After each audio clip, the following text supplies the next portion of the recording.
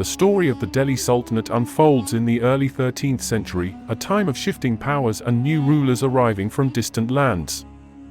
It was an era marked by the steady expansion of Turkish and Afghan forces into the Indian subcontinent, bringing with them not only military conquests, but also cultural exchanges that would leave a lasting imprint on the region. This period, spanning from 1206 to 1526, saw the rise and fall of five powerful dynasties: the Slave, Khilji, Tughlaq, Sayyid, and Lodi, each leaving its own distinct mark on Indian history. The foundation of the Delhi Sultanate can be traced back to the ambitions of Central Asian Turks, who had long sought to expand their influence across Eurasia. The Ghaznavid Turks had raided northern India as early as the 10th century, but they never sought to establish permanent rule. It was Muhammad of Ghor, a Persian Ghurid ruler, who took the first decisive steps toward conquest. Under his leadership, a capable and ambitious Mamluk general, Qutb-ud-Din Aybak, emerged. When Muhammad of Ghor died, Aybak seized the opportunity, declaring himself the first Sultan of Delhi in 1206, thus laying the foundation for a new empire. The Sayyid dynasty, founded by Aybak, marked the beginning of Muslim rule in India. Over the centuries that followed, the Delhi Sultanate grew into a formidable power, with successive rulers from the Khilji and Tughlaq dynasties expanding their influence across the subcontinent. Each dynasty brought new policies, administrative changes, and architectural wonders that reshaped the Indian landscape. The Sultanate's rulers, though often embroiled in internal conflicts and succession disputes, also oversaw a rich period of cultural synthesis. Persian, Turkish, and Indian traditions blended, giving rise to a unique Indo-Islamic heritage reflected in art, literature, and monumental structures like the Qutb Minar. The Sayyid and Lodi dynasties, which followed, represented a shift in the power dynamics of the Sultanate. While the earlier dynasties were largely of Turkish origin, the Sayyids claimed Arab descent, and the Lodis were Afghan rulers who sought to consolidate their authority over northern India. However, the stability of the Sultanate was gradually weakening, and by the early 16th century, it faced new threats from the rising power of the Mughals. The Delhi Sultanate was more than just a political entity, it was a turning point in India's history. It introduced new administrative systems, trade networks, and religious influences that shaped the subcontinent for centuries to come. Though it ultimately fell in 1526 with the advent of Babur and the Mughal Empire, its legacy endured, influencing governance, culture, and society long after its decline. Thus, the tale of the Delhi Sultanate is one of ambition and conquest, of cultural fusion and political upheaval, a chapter in India's past that set the stage for the empires that followed. The rise of the Slave dynasty, or Mamluk dynasty, began with Qutb-ud-Din Aybak, former Turkish slave who ascended to power in the aftermath of Muhammad Ghori's conquests. Aybak had been one of Ghori's most trusted generals, playing a crucial role in expanding Turkish rule in India following the decisive victory at the Battle of Tarim. However, after Ghori's death, Aybak severed ties with Ghazni, defeating his rival Yildiz and establishing the Delhi Sultanate in 1206. His capital was set at Lahore, marking the dawn of a new era in Indian history. Aybak was a man of contrasts. His generosity earned him the title Lakh Bakhsh, or the giver of lakhs, yet he was also responsible for the destruction of many Hindu temples. His devotion to Muslim led him to commission the construction of Qutb Minar. However, fate cut his rule short when he met an untimely death in 1210 while playing a game of Chowgan, polo. With his sudden passing, the throne was left vulnerable to competing claims, leading to a period of instability. Amid the chaos, Iltutmish, a capable commander from the Ilbari tribe, emerged as the next great leader. In 1211, he overthrew Aram Shah and assumed the title of Sultan Shamsuddin. His reign coincided with the looming Mongol threat as Genghis Khan advanced towards India. Understanding the dangers of direct confrontation, Iltutmish refused to assist Jalal-ud-Din, the Afghan ruler fleeing from the Mongols, thus saving his empire from destruction. Iltutmish proved to be a skilled statesman, consolidating power by reclaiming Bengal and Bihar and crushing Rajput revolts. He expanded the empire's reach into key strongholds such as Bayana, Mandaya, Jalore, and Gwalior. Though his military campaign against the Chalukyas of Gujarat failed, his diplomatic prowess strengthened the legitimacy of his rule. In 1229, he received the Amansa from the Abbasid Caliph, formally establishing himself as the legal sovereign of India. A visionary ruler, Iltutmish completed the Qutub Minar, introduced the silver tanka, a coin that would form the basis of the modern rupee, and established the Turkanite Çahalgani, a powerful council of 40 Turkish nobles. His court was a center of intellectual and spiritual discourse, attracting scholars and Sufi saints such as Minhaj as-Siraj and Tajuddin. Perhaps his most daring decision was nominating his daughter, Razia, as his successor, a bold move that defied the expectations of his time. Razia Sultan, the first and only female ruler of the Delhi Sultanate, ascended the throne in 1236. Unlike the women of her time, she discarded feminine attire and took command of her army, riding into battle as a true warrior queen. However, the powerful Turkish nobility, the Çahalgani, refused to accept her leadership. They conspired against her, eventually supporting her brother, Boron Shah, who defeated and imprisoned her. Her brief yet remarkable reign remains one of the most fascinating episodes in medieval Indian history. The throne of Delhi then passed into the hands of Nasiruddin Mahmud in 1246, a weak ruler who became a puppet in the hands of his powerful vizier, Ghiyasuddin Balban. Balban, a cunning statesman, held real power behind the scenes for decades, governing in the name of the Sultan. Finally, in 1266, he seized the throne for himself, ushering in an era of strict discipline and absolute monarchy. Balban saw himself as the shadow of God, Zil-i-Ilahi, and imposed rigid court protocols, including Sizdah, prostration, and Paibos, kissing the Sultan's feet. Determined to crush the Çahalgani's influence, he reorganized the administration, restructured the military, and established the independent department of Diwaniyas. However, his reign was marred by the resurgence of Mongol invasions. When his son and heir, Prince Mahmud, was killed in battle, Balban was left heartbroken.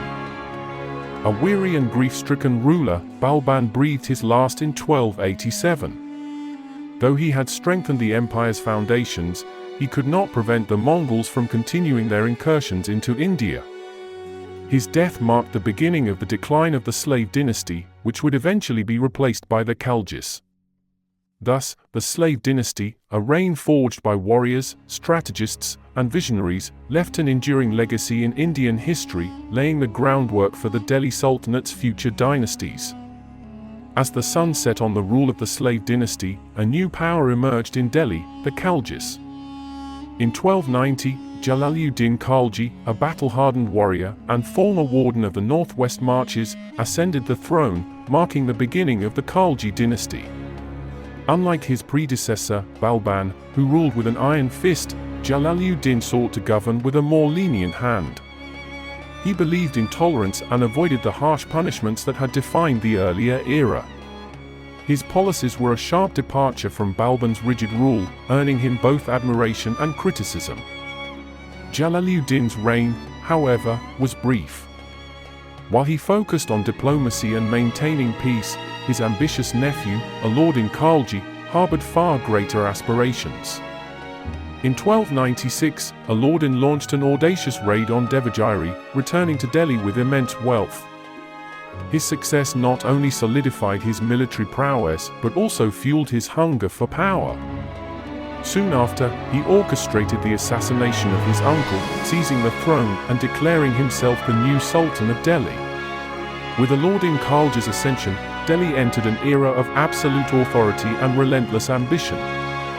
Unlike his uncle, Alauddin ruled with an iron grip, embracing Balban's philosophy of governance. He believed that a strong, centralized administration was the key to maintaining control, and he spared no effort in ensuring his supremacy. His military campaigns were vast and relentless. Between 1296 and 1316, he led conquests across India, expanding the Sultanate's reach to unprecedented heights. Devagiri fell once more in 1307 and 1314, Gujarat in 1299 to 1300, Ranthambore in 1301, Chitta in 1303, and Malwa in 1305. Each victory further cemented his reputation as one of the most formidable rulers in Indian history. But Alauddin was not just a conqueror, he was a strategist, determined to eliminate any possibility of rebellion. He enforced strict laws to suppress uprisings. The public sale of alcohol and drugs was strictly banned, ensuring that his subjects remained disciplined. A restructured security system kept a close watch on the nobility, with spies reporting directly to the Sultan about their every move. He confiscated their wealth, reducing their ability to challenge his rule. Even social gatherings and festivities required his approval, eliminating potential spaces for conspiracy. His control extended beyond politics and military affairs. He revolutionized the economy by establishing 4 major markets in Delhi, each specializing in different goods, grains, textiles, luxury items like sugar and dried fruits, and livestock, including horses and cattle. These markets were placed under the supervision of a high-ranking officer called Shana-i-Mandi. To maintain transparency and prevent corruption, he formed the Diwan-i-Riyasat, a separate department headed by Naib-i-Riyasat, which registered every merchant and ensured fair trade. A secret network of spies, the Munhians, monitored these markets, reporting any violations directly to the Sultan. Alauddin Khalji's rule was one of absolute control. His strict policies left no room for dissent, and his military conquests expanded the empire beyond what his predecessors had imagined. He reshaped Delhi into a formidable center of power, where law and order were upheld with ruthless efficiency. Though feared, he was also respected, for under his reign, the Delhi Sultanate reached the peak of its might. But as with all rulers, time would eventually claim him. Though his policies ensured stability during his lifetime, the empire he built would soon face the inevitable challenges of succession and internal strife. Yet, the legacy of Alauddin Khalji remained, a ruler who, through sheer force of will, had transformed the Delhi Sultanate into a military and administrative powerhouse. As the dust of the Khalji dynasty settled, a new ruler emerged from the shadows, determined to establish his own legacy, the ambitious Ghiyasuddin Tughlaq. In 1320, he ascended the throne and founded the Tughlaq dynasty, ushering in a new era for the Delhi Sultanate. A strong and pragmatic ruler, Ghiyasuddin sought to expand his dominion, successfully bringing Warangal under his control and strengthening the empire's grip on Bengal. Under his rule, the Delhi Sultanate reached the pinnacle of its territorial power. However, his reign was marked by policies of religious discrimination. He imposed heavier taxes on Hindus while reducing them for Muslims, reinforcing his authority through religious division. Yet, as an administrator, he was undeniably efficient. He built irrigation canals, improved communication networks, and fortified the postal system, ensuring a more connected empire. Public works flourished under his rule, forts were repaired, infrastructure was improved, and, most notably, he established Tughlaqabad, a grand city near Delhi that would stand as a testament to his legacy. But fate was not on his side. In 1325, Ghiyasuddin's reign was abruptly cut short when he died under mysterious circumstances, crushed beneath a falling pavilion, allegedly the result of a conspiracy orchestrated by his own son, Muhammad bin Tughlaq. With the death of his father, Muhammad bin Tughlaq ascended the throne, bringing with him a vision unlike any ruler before him. He was brilliant yet impulsive, ambitious yet impractical. His reign would be remembered as one of grand but disastrous experiments.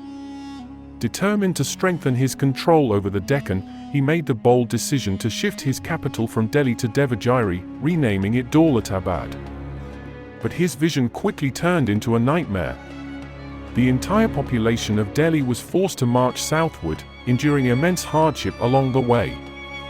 The experiment failed, water scarcity and the grueling journey rendered Daulatabad unsuitable, forcing the Sultan to abandon the new capital after just 2 years and return to Delhi.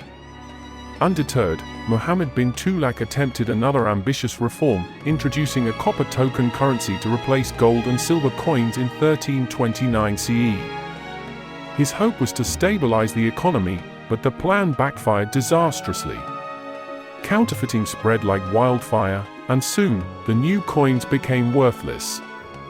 Realizing his mistake, the Sultan revoked his decision, redeeming all copper coins in gold and silver, but at the cost of an emptied treasury.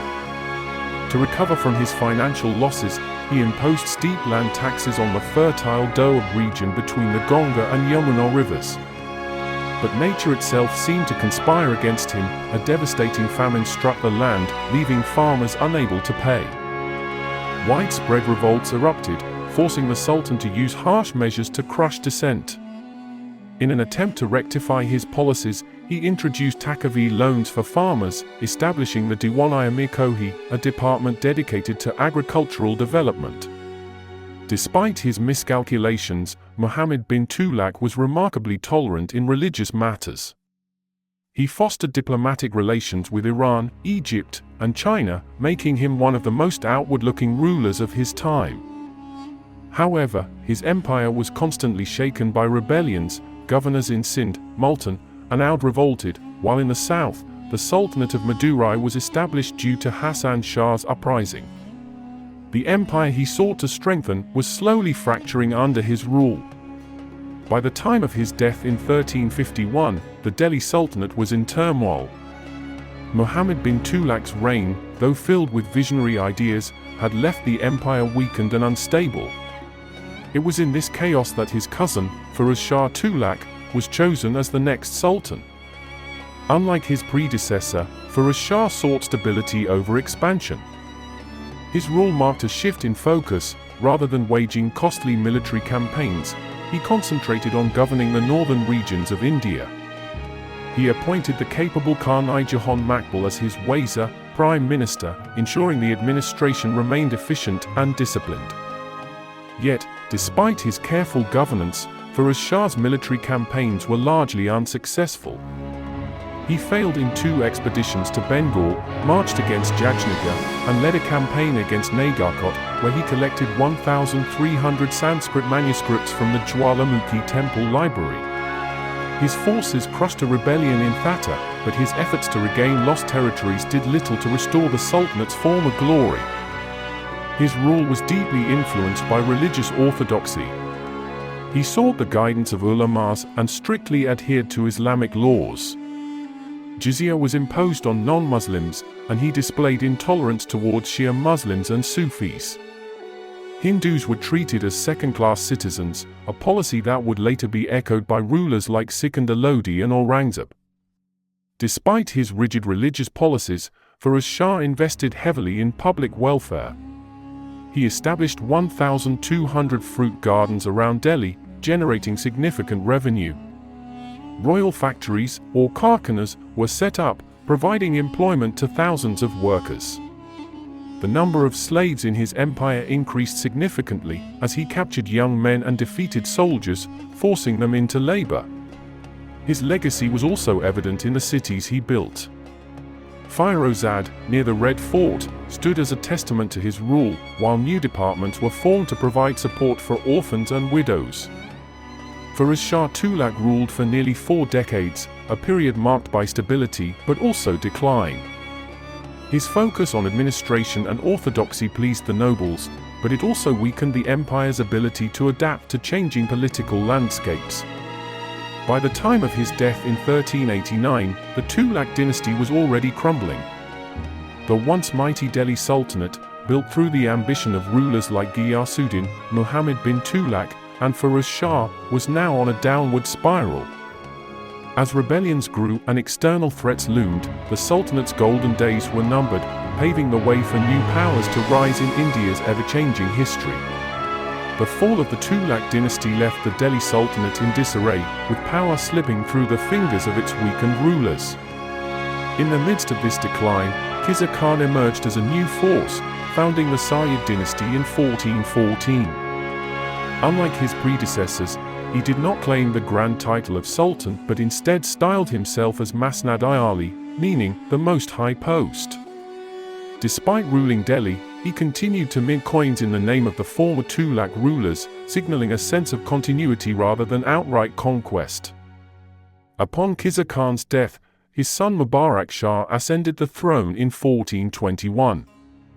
Mubarak Shah was an ambitious ruler who sought to stabilize the crumbling empire. His reign saw the writing of Tariq-i-Mubarak Shahi, a historical account penned by Yahya bin Ahmed Sirhindi, chronicling the events of his rule.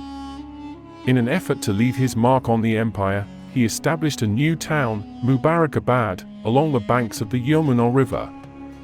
Despite his attempts at consolidation, the Sultanate continued to weaken under internal strife and external threats. By 1445, the throne passed to Alam Shah, the last ruler of the Sayyid dynasty. Unlike his predecessors, Alam Shah lacked the will to rule. Disillusioned and unable to maintain control, he chose to abandon Delhi altogether, retreating to the quiet town of Budaun in present-day Uttar Pradesh. With the capital left unguarded, the powerful governor of Sirhind, Bahlul Khan Lodi, seized the opportunity and took control of Delhi in 1451. Thus, the Sayyid dynasty came to an end not with a battle, but with the quiet surrender of a king. The stage was now set for the rise of the Lodis, the last dynasty of the Delhi Sultanate before the dawn of the Mughal Empire. As the Sayyid dynasty faded into history, a new power emerged in Delhi, the Lodis. Unlike their predecessors, the Lodis were of Afghan descent, and their rule marked the beginning of the last chapter of the Delhi Sultanate before the rise of the Mughals. In 1451, Bahlul Lodi seized the throne, founding a dynasty that would rule for over 7 decades. Bahlul was a shrewd and ambitious ruler. He quickly set about expanding his influence, capturing Jaunpur and bringing Dholpur and Kalpai under Delhi's control. His greatest achievement was absorbing the Shaki dynasty, which had long been a rival force in northern India. To solidify his rule, he introduced the Bahlul copper coinage, reinforcing his authority over the economy. Though a fierce warrior, Bahlul ruled with pragmatism, forging alliances and securing loyalty through strategic diplomacy. Upon his death in 1489, his son Sikandar Lodi ascended the throne, ushering in a new phase of the Lodi dynasty. Sikandar Lodi was the most capable of the 3 Lodi rulers. Unlike his father, who relied on diplomacy, Sikandar was a military strategist who waged relentless campaigns to expand his empire. He defeated several Rajput chiefs, extending his dominion over Bihar and forcing the ruler of Bengal into submission. Under his leadership, the empire stretched from Punjab to Bihar, making the Delhi Sultanate more powerful than it had been in years. Beyond the battlefield, Sikandar was an efficient administrator.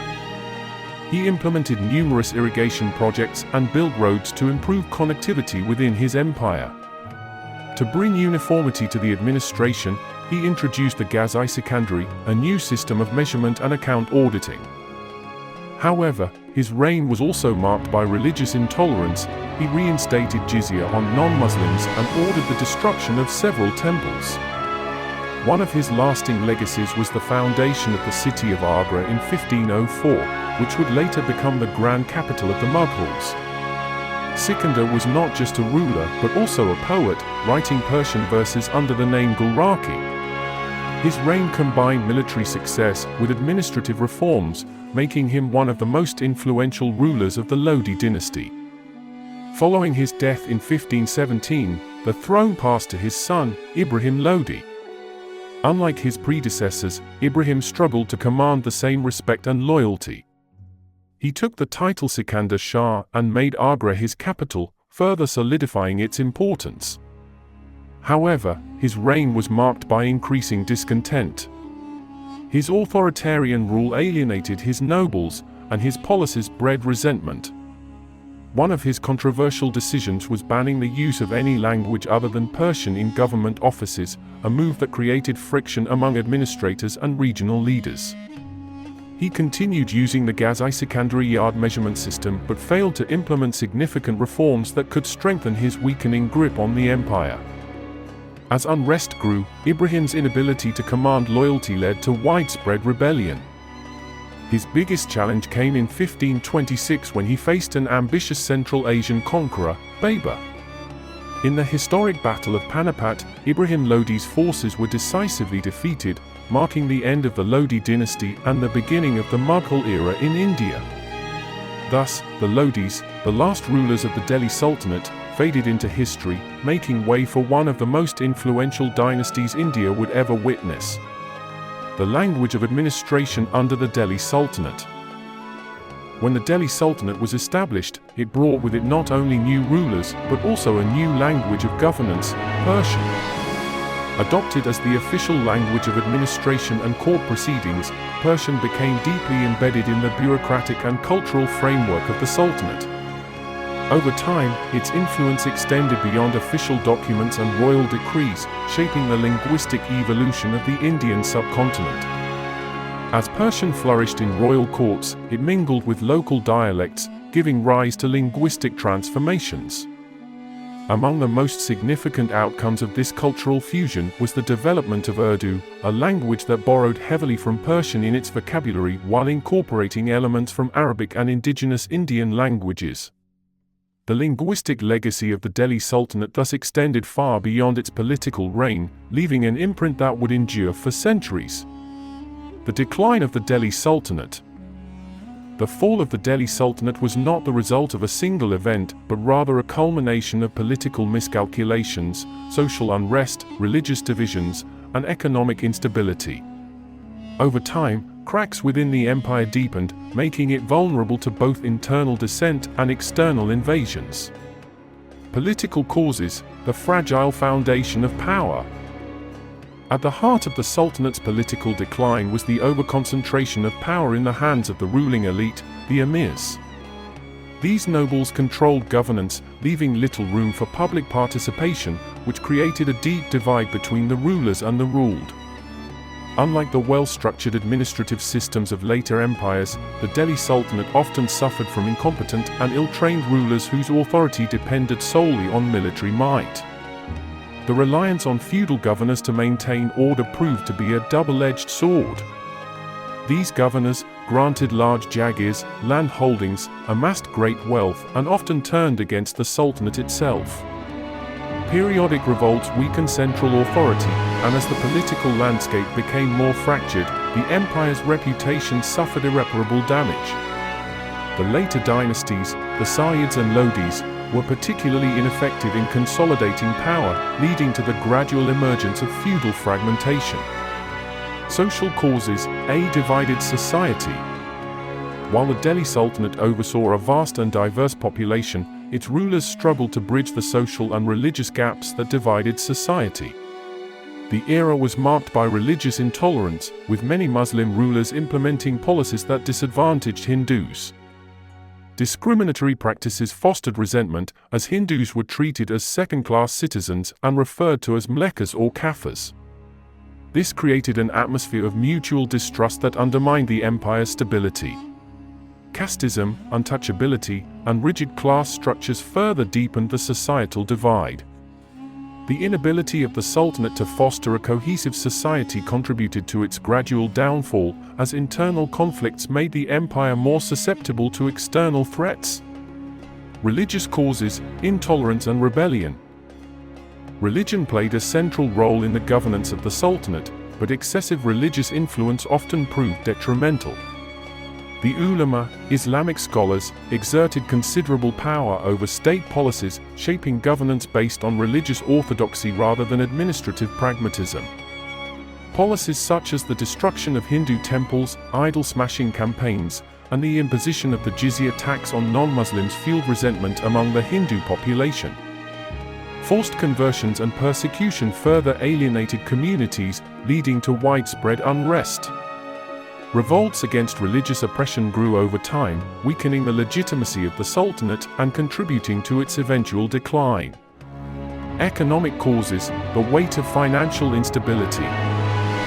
Even as political and social tensions escalated, the economic foundation of the Sultanate crumbled under financial mismanagement and mounting expenses. The treasury, once filled with the riches of conquests, was gradually depleted by constant military campaigns, Mongol invasions, and the extravagant ambitions of rulers like Muhammad bin Tughlaq. The taxation system was riddled with inefficiencies, revenues often fell short of covering expenses due to widespread corruption, poor tax collection, and financial embezzlement by the nobility. Maintaining a large slave population and funding administrative expenses placed additional strain on an already fragile economy. Trade and industry remained underdeveloped, and preferential treatment for Muslim merchants further restricted economic diversification. As the financial crisis deepened, the empire lost its ability to maintain a strong army, pay its officials, and fund infrastructural projects. By the early 16th century, the Sultanate had become a hollow shell of its former self, vulnerable to external conquest. The final blow. The decline of the Delhi Sultanate was slow but inevitable. By the time Ibrahim Lodi ascended the throne, the empire was already in disarray. Discontent among the nobility and provincial governors grew unchecked, and rebellions erupted across the empire. In 1526, when Baber, a Timurid prince from Central Asia, marched into India, the once mighty Sultanate could offer little resistance. At the First Battle of Panipat, Baber's forces crushed Ibrahim Lodi's army, bringing the Delhi Sultanate to its final collapse. With its fall, the curtain closed on an era of Islamic rule that had shaped India for over 3 centuries. But even as the Sultanate vanished, its impact endured. Its language, architecture, and administrative practices became integral to the Indian subcontinent's historical and cultural fabric. The rise of the Mughal Empire would usher in a new chapter, but the echoes of the Delhi Sultanate would never be fully erased from history.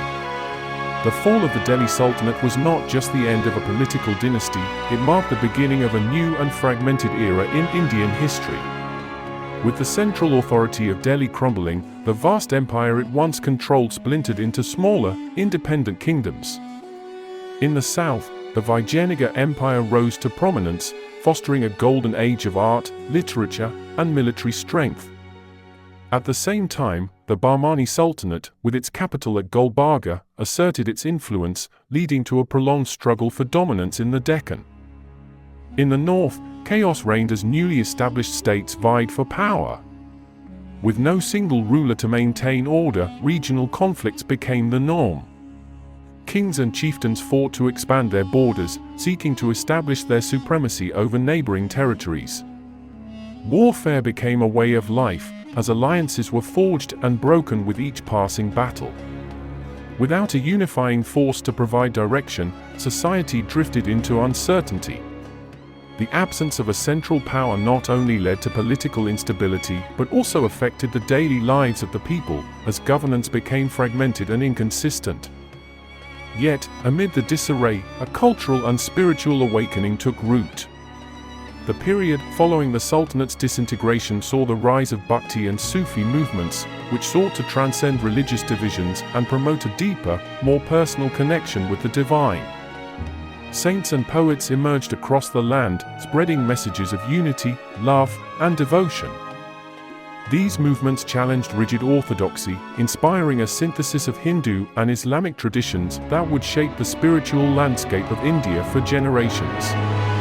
The legacy of the Delhi Sultanate was profound. During its reign, Indian society underwent a significant transformation, as Persian influences blended with local traditions, giving birth to a rich Indo-Islamic culture. The Sultanate not only integrated India into a broader cosmopolitan world, but also left behind architectural marvels that stood as a testament to its artistic grandeur. Majestic structures such as the Qutub Minar, Alari Darwaza, and the tombs of its rulers bore witness to an era of architectural brilliance that would influence later dynasties. The final chapter of the Delhi Sultanate was written in 1526, when Baber, a descendant of Timur and Genghis Khan, marched into India with his battle-hardened forces. At the First Battle of Panipat, he faced Ibrahim Lodi, the last Sultan of Delhi. Outmatched and outmaneuvered, Lodi's army fell before Baber's superior tactics and firepower. With this decisive victory, the Delhi Sultanate came to an end, and the Mughal Empire was born. For the next 3 centuries, the Mughals would rule the subcontinent, ushering in a new era of prosperity, cultural fusion, and imperial grandeur. But even as the Delhi Sultanate faded into history, its impact endured, its language, administration, and architectural legacy continued to shape India, ensuring that its influence would never be truly forgotten.